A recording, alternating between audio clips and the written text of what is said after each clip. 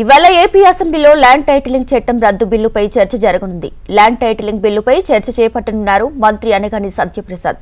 అలాగే హెల్త్ వర్సిటీకి ఎన్టీఆర్ పేరు పునరుద్ధరణ బిల్లుపై కూడా మంత్రి సత్యకుమార్ యాదవ్ చర్చ చేపట్టనున్నారు. అయితే ఇదిలా ఉంటే మద్యం కుంభకోణంపై ఇవాళ ఉదయం 11:30 గంటలకు శ్వేతపత్రం విడుదల చేయనున్నారు. సీఎం చంద్రబాబు అలాగే విశాఖలో కాలుష్య నియంత్రణ, దెబ్బతిన్న రోడ్లపై అసెంబ్లీలో ప్రశ్నోత్తరాలు జరగనున్నాయి.